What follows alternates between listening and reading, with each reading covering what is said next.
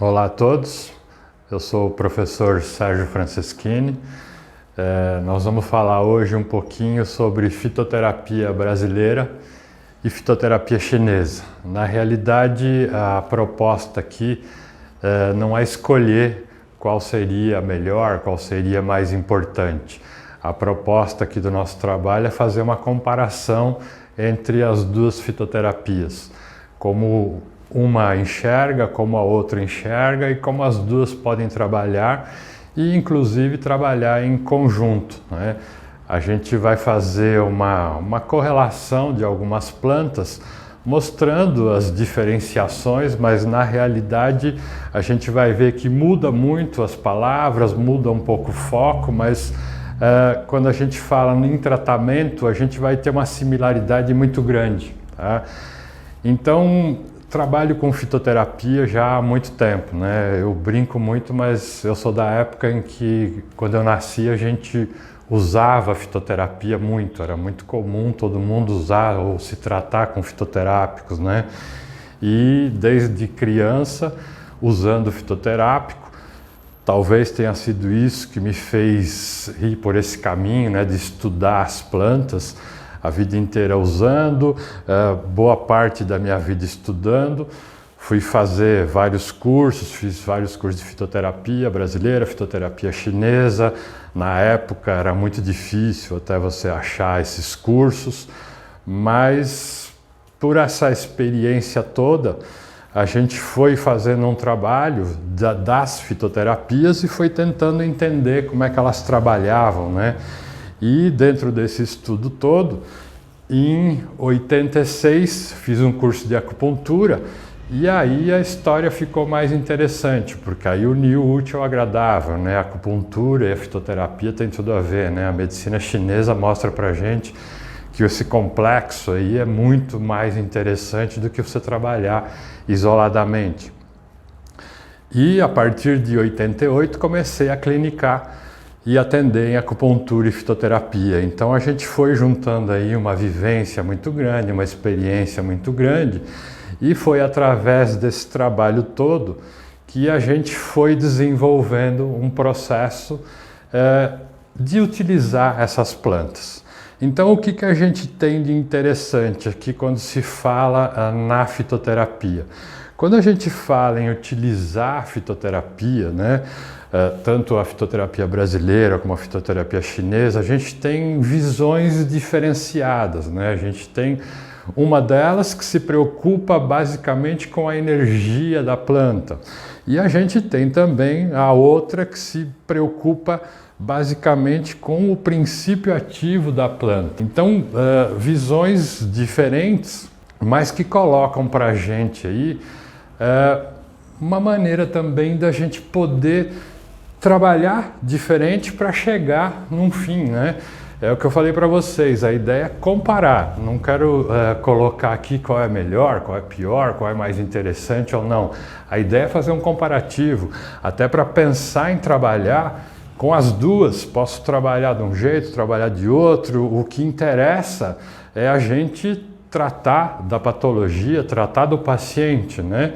Então, vamos buscar um foco mais interessante.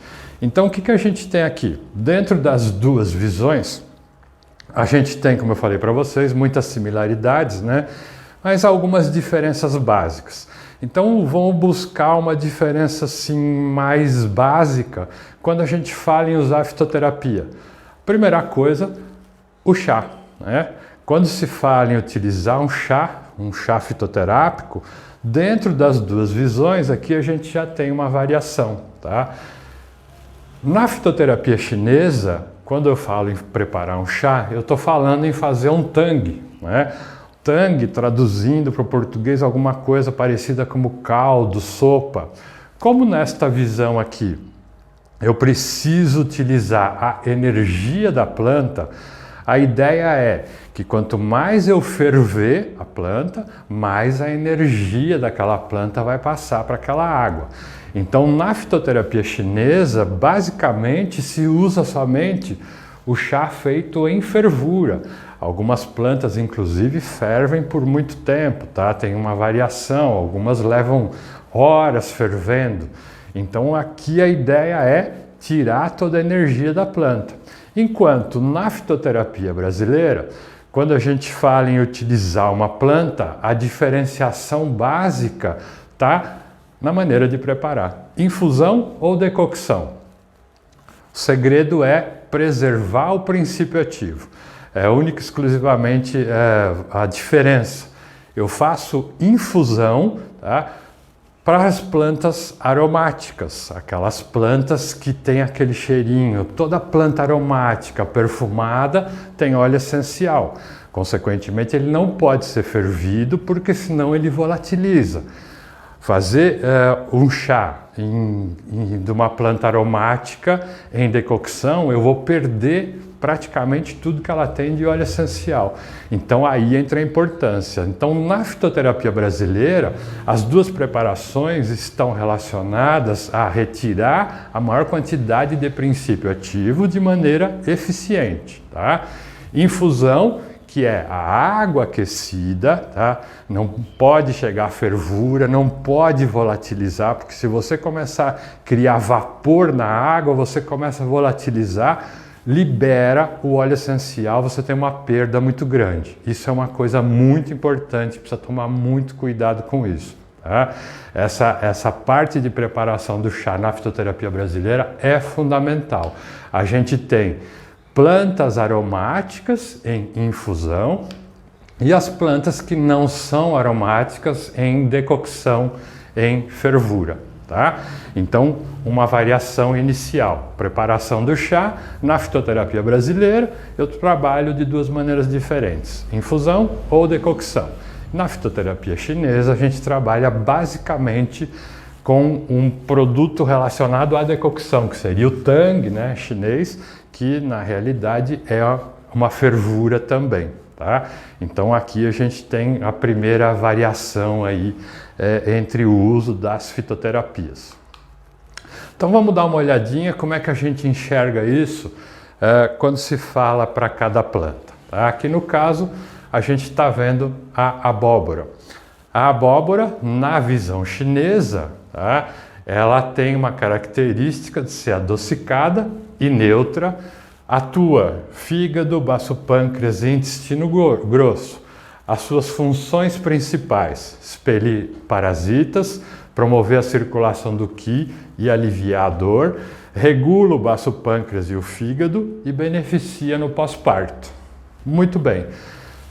A variação que a gente vai ter quando a gente fala ali na fitoterapia brasileira. Enquanto aqui eu vou ter uma indicação ligada à energia, aqui eu vou ter um efeito maior relacionado ao princípio ativo atuando na patologia. Tá? Nesse caso, anti-inflamatório, bronquite, diarreia, digestivo, erisipela, prostatite, queimaduras, e uma ótima planta que tem uma ação reconstituinte e também desintoxicante. Tá? Então, qual é a variação aí? Bom, visões diferentes, mas se a gente for reparar, a gente vai ver que ações principais, aqui no Brasil mesmo, a abóbora era muito utilizada como vermífugo, né? Se usa muito a semente de abóbora como vermífugo, é um uso popular assim, enraizado aqui no Brasil, tá? A gente vai ver que tem como base também na característica energética. Então a gente vai vendo algumas similaridades, né? Eu tenho uma planta aqui que tem ação no intestino grosso, eu tenho uma planta aqui que vai dar uma equilibrada em casos de diarreia, tá? Então a ideia é mostrar para vocês essas características. Então eu tenho linguagens diferentes, porém que a gente tem um efeito praticamente similar, né? Então, no caso hoje, na abóbora, na fitoterapia brasileira, ela é uma das melhores plantas para a gente poder tratar as prostatites, tá?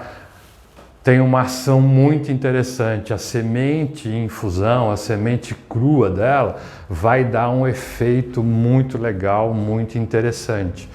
Então, a gente vai caracterizando. Mesmo porque quando a gente começa a ver as plantas numa ideia geral, por exemplo, o açafrão da terra tem características muito interessantes. Na visão chinesa, a gente vê o nome farmacêutico, curcuma e rizoma, o rizoma da curcuma, né? Na visão científica, a gente vai usar o nome científico que é o curcuma longa, família Zingiberacea, né? Que é a mesma família do gengibre. É uma planta muito utilizada como alimento. Ela tem características assim muito interessantes de uso, aonde na visão chinesa, né, na visão da medicina chinesa, ela tem propriedades picantes, amargas e mornas.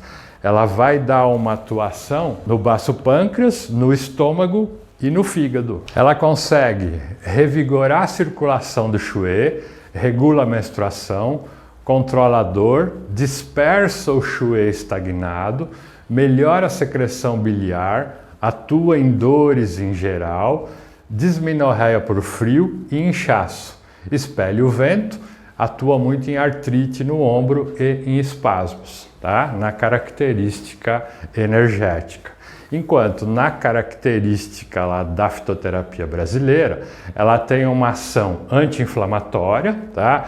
Ela tem uma ação antioxidante muito importante, ela ajuda a reduzir o colesterol, ela tem uma ação digestiva, tá? Ativador da função hepática, da secreção biliar e flatulência, atua em feridas, escaras e erisipela e também melhora a imunidade, tá?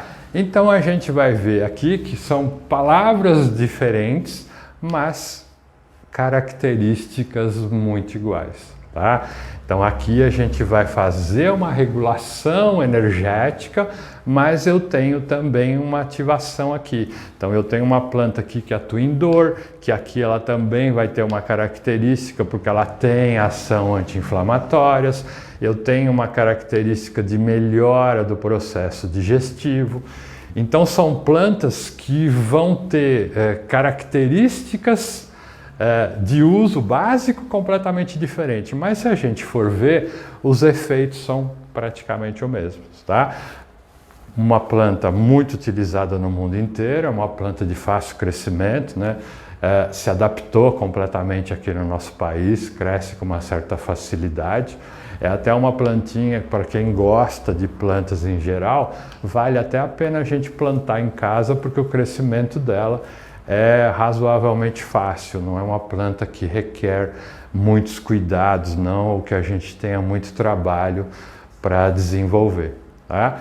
Então a gente vai vendo através desse estudo que a gente também pode caracterizar as plantas que a gente tem aqui numa visão ou na outra, tá? Vai questão da gente fazer uma adaptação do que você prefere, ou a maneira que você quer trabalhar, ou a maneira que você chegou no diagnóstico do seu paciente. Você trabalhou com diagnóstico energético, você viu o pulso, viu a língua, fez a palpação, fez toda uma característica lá de tratamento de anamnese relacionada à medicina chinesa. Dá para a gente trabalhar também com a planta com essa característica, tá? E nunca esquecer também que é um fundamento legal da fitoterapia chinesa, é que não pensar na planta só como um fitoterápico. Dá para você pensar na planta também para incluir na alimentação. A dietoterapia, que é a base da medicina chinesa também, é muito importante. Então a gente precisa levar essa característica em consideração também, né? Aqui no Brasil, normalmente as pessoas dissociam muito. Então você fala em usar um fitoterápico, você só pensa em usar ou chá, ou encapsulado, a tintura, você direciona só para aquilo. Então é importante também você lembrar que você pode melhorar muito o efeito dessas plantas utilizando também na alimentação. Então você incrementa a alimentação do seu paciente com essas plantas também. Então você vai potencializar o efeito, a gente consegue melhorar muito o efeito de uma planta quando a gente coloca ela na alimentação também, tá? Seja junto em forma de salada, seja junto no alimento mais quente, seja em forma de sopa, seja em forma de suco.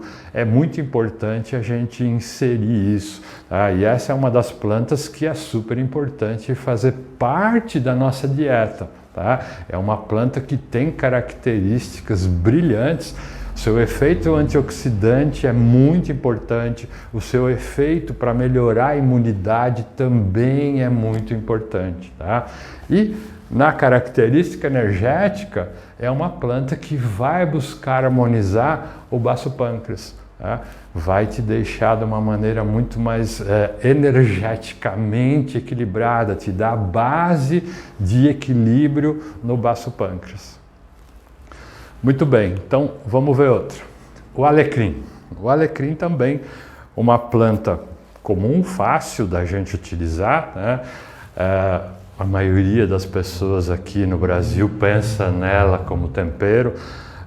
Uma planta que tem uma utilização popular muito grande, porém é onde acaba se perdendo muita coisa, tá? É uma planta que as pessoas acabam fazendo pouco uso dela, tá? Uma planta que teria efeitos muito mais interessantes, tá? Nome farmacêutico, Rosmarinus folium, tá? Seu nome científico, Rosmarinus officinalis, da família das lamináceas. Na fitoterapia chinesa, se usa as folhas e os ramos da mesma maneira que a gente usa na fitoterapia brasileira. Propriedades: amarga, picante e morna. Ação: baço pâncreas, fígado, estômago e rim. Só uma curiosidade aqui, que é muito importante, mas é bom a gente sempre lembrar que toda planta que a gente usa como tempero, todas elas, sem exceção, a gente tem características digestivas. Todas elas, todas as plantas usadas como tempero, têm como base, uma primeira ação, a melhora na digestão. Seja aqui no caso o alecrim, pode pensar no louro, você pode pensar na alfavaca, pode pensar no manjericão. Todas elas têm uma base aí de tratamento no aparelho digestivo. Então, o alecrim na visão chinesa. Ativa a circulação do Qi do Xue, elimina frio e umidade, regula o Shen, fortalece o estômago e facilita a digestão. Mesma coisa que a gente vai ter algumas caracterizações lá. Ó. Primeira, digestivo, né? Então eu tenho uma planta aqui que vai ter a mesma característica no processo de digestão, de dor de estômago. Função mental e memória. A gente sabe que o alecrim tem uma ação muito importante, são alguns princípios ativos que melhoram a circulação geral, então ele é um tônico cardiocirculatório, consequência eu vou ter uma função mental ou memória ativada, tá? Então eu tenho uma característica do lado de cá também, tá? Fora as outras ações, inseticida, mau hálito, menstruação, reumatismo, muito utilizado antigamente em tratamento de sarna, é um tônico estimulante, um tônico cardíaco e também trata a tosse, tá? Então a gente vê que também tem uma certa similaridade. Eu tenho também aí uma certa conotação aí de plantas com visões diferentes, mas que no final das contas também lembram as indicações, os seus efeitos ali importantes, tá? Uma planta muito utilizada aqui no Brasil, uma planta muito resistente, cresce com facilidade também, não é uma planta que exige muito para a gente poder cultivar. O que ela gosta é de sol, tá? É uma planta até fácil de ser cultivada porque ela não requer muita água, ela gosta de sol, ela precisa de luz solar, então é uma planta que se desenvolve até com facilidade. A gente consegue ter ela também plantada para poder utilizar à vontade.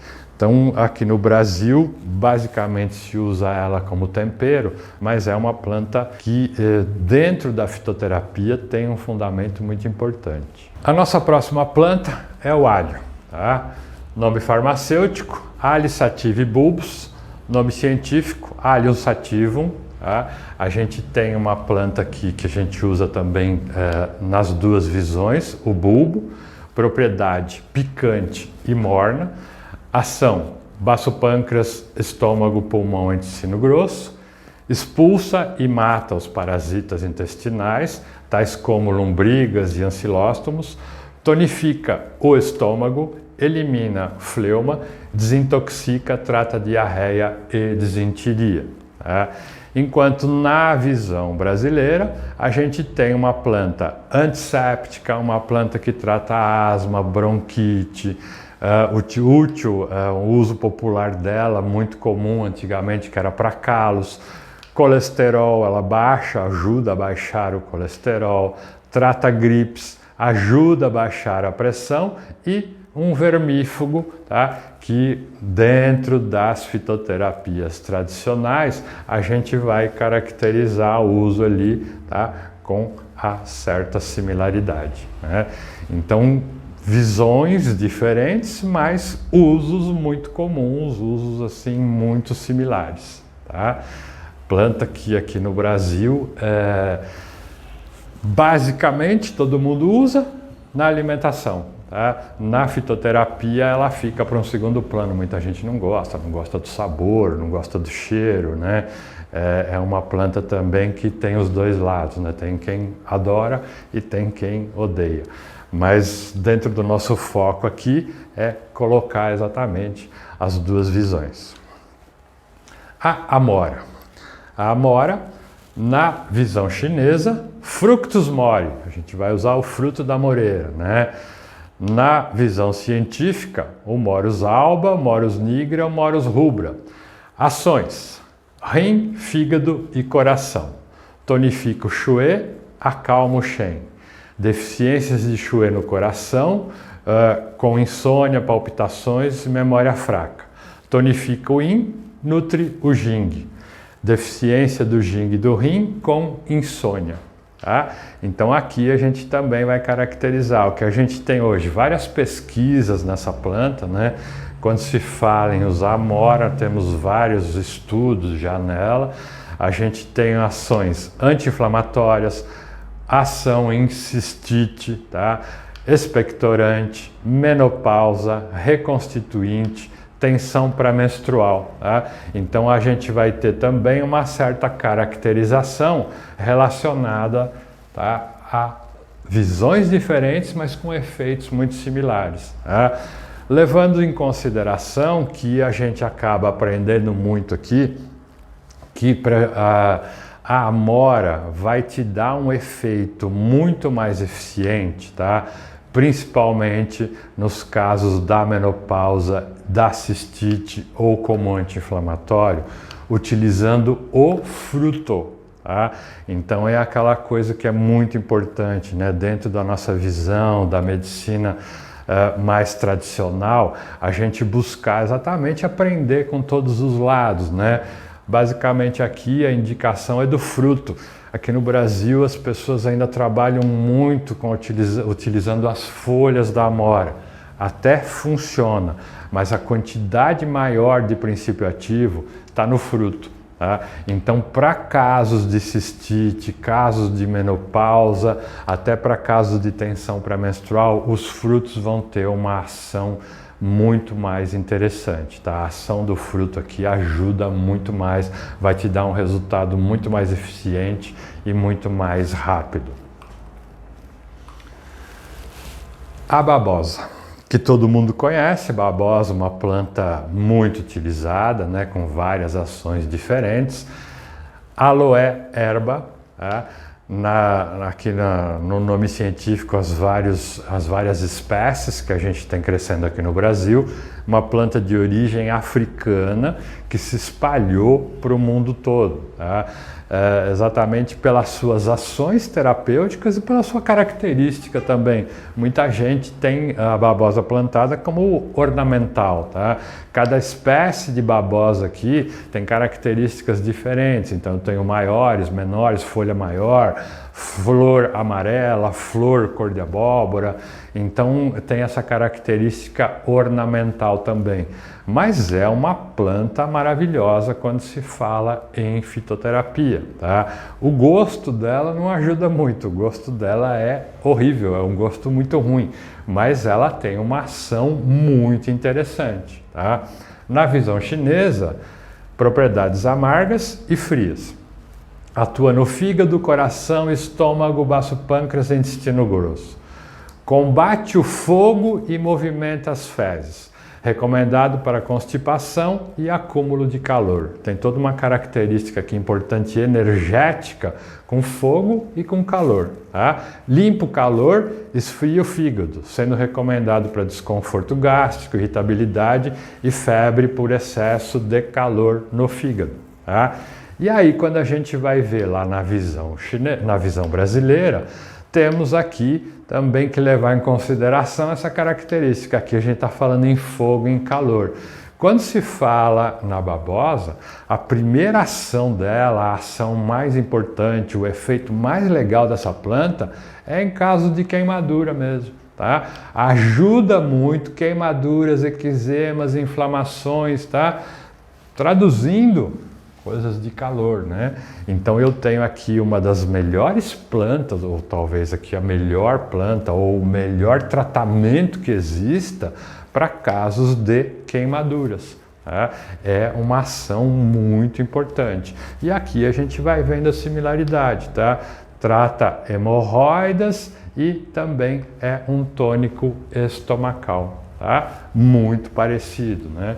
A gente vai caracterizar aqui um diferencial, por exemplo, que aqui no Brasil houve uma época que todo mundo usava babosa porque alguém disse que a babosa fazia crescer cabelo, né? Hoje a gente sabe que os princípios ativos da babosa melhoram o bulbo capilar. Então a babosa é uma planta que vai dar uma ação muito importante para quem tem cabelo, tá? Pessoa que está careca, que já perdeu o cabelo, o bulbo capilar já não tem mais como ser irrigado. Tá? Então não adianta utilizar, não é a babosa que vai fazer crescer o cabelo. Precisa ser utilizada quando a pessoa tem queda de cabelo, está começando a ter queda de cabelo, ou quando você quer melhorar os cabelos, né? Vai melhorar a irrigação do bulbo capilar. Além de tudo, ela vai dar uma ação também no próprio fio de cabelo. Então é uma planta muito interessante, mas para quem tem cabelo. Tá? Ela não vai fazer nenhum careca virar cabeludo. Tá? Esse é um dos grandes problemas da fitoterapia, né? As pessoas começam a usar as plantas de uma maneira em que não tem como ter resultado positivo e depois acaba falando mal da fitoterapia, né? Na realidade, basta se fazer a indicação corretinha que a gente vai ter efeitos assim muito bons. Banana. Coloquei a banana aqui por ser um fitoterápico comum, né? Uma fruta comum, onde a gente também tem que ter essa caracterização. Aqui a gente pensa ao contrário, não usar ela só como uma fruta, só como alimento, pensar em utilizá-la como um fitoterápico, tá? Chá de banana, você fala em fazer chá de banana, as pessoas até acham meio estranho, mas é um chá muito interessante, tem efeitos muito legais e muito interessantes, tá? Na visão chinesa, Musa caudex. Tá? Na visão científica, o nome científico, aqui a gente tem algumas espécies, né? Então, aqui a gente também usa o caule, né? O caule da bananeira, que na realidade seriam as abas das folhas, né? popularmente se chama de caule, não é, a bananeira é uma planta rizomatosa, tá? A partir do rizoma começam a nascer as hastes das folhas. Então essas hastes das folhas é que formam o que a gente chamaria de caule, né? Na visão chinesa aqui, adocicado e extremamente frio. Atua no baço pâncreas, no fígado, febrífugo, elimina o fogo, elimina estagnações causadas por calor, melhora a boca seca, trata o excesso de sede, acalma as dores causadas pelo vento. E na visão brasileira, ou da fitoterapia brasileira, ela vai ter uma caracterização de uso, o tratamento de bronquite, cãibras, diarreias e desentirias, feridas e reconstituinte, tá?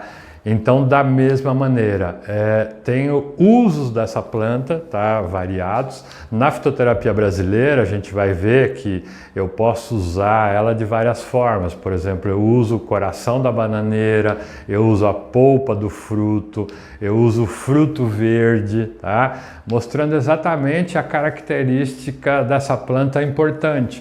Ela pode ser utilizada madura para um efeito, ela pode ser utilizada verde para outro efeito, tá? Então é exatamente a característica na visão da fitoterapia brasileira. Quando eu tenho a banana madura, eu tenho um determinado efeito. Quando eu tenho a banana verde, que ela está mais rica num outro princípio ativo, no caso aí o tanino, ela vai te dar um efeito mais interessante em casos de diarreia, tá? Então, dependendo do processo evolutivo do fruto, a gente vai tendo aí efeitos diferenciados. Além de tudo, também que aqui na fitoterapia brasileira, utilizar o caule, né, na realidade, se utiliza a seiva do caule, tá? A seiva do caule, entre aspas, da bananeira.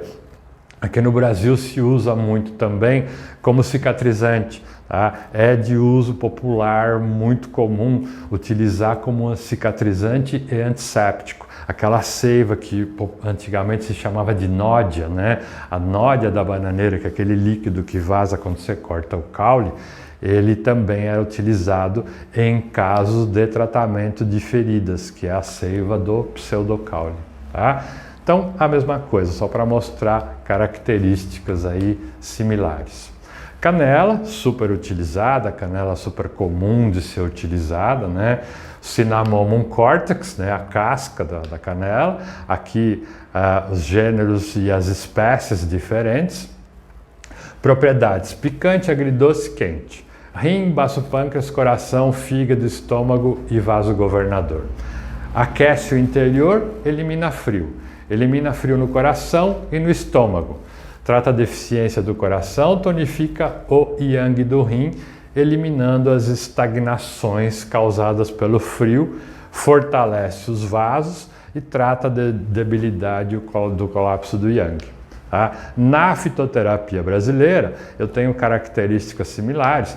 Antiespasmódico, mas ele entra aqui, ó, numa certa similaridade, onde eu tenho uma planta cardiotônica e estimulante. Tá? Então ela vai fortalecer, ela vai estimular, tá? Vai te dar um efeito muito importante, inclusive no processo de digestão.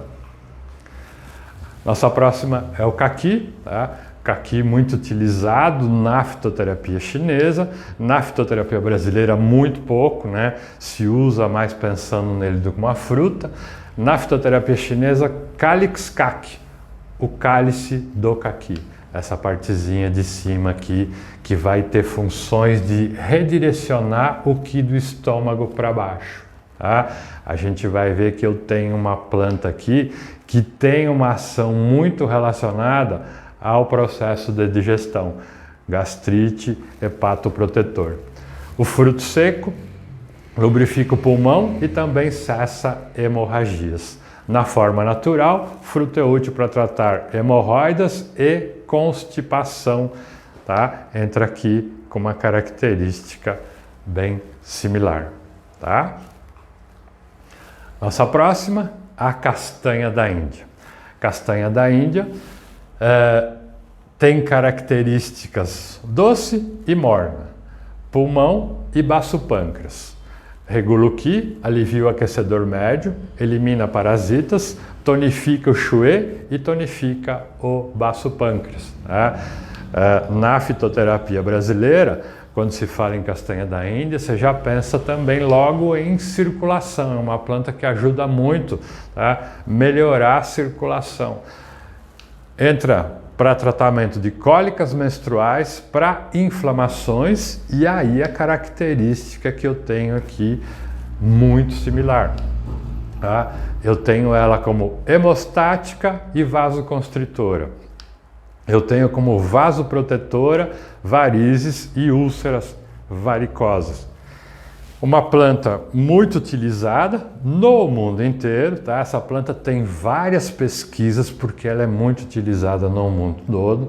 Sabe-se a ação da castanha da Índia na melhora do processo circulatório. A ação dela é muito eficiente. O dente de leão. Também uma plantinha super conhecida, tá? Uma plantinha de origem europeia que também se espalhou pelo mundo. Aqui no Brasil nasce com facilidade, muita gente até pensa que ela é uma planta brasileira, né?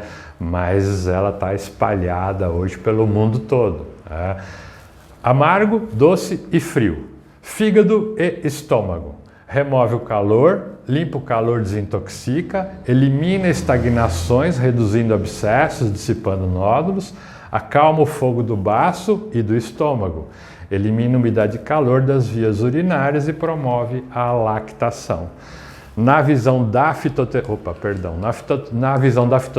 brasileira, a gente tem características muito similares, tá? Já se falou do fígado, tá? A característica dessa planta ela é uma planta amarga, ela tem um látex muito amarguinho, ela é uma planta depurativa, ajuda em casos de diabetes, digestiva, estimulante do fígado, diurética e antigamente se fazia muito uso dessa planta aqui no Brasil, que é um uso tradicional, bem popular, o uso dessa planta para estimular o apetite.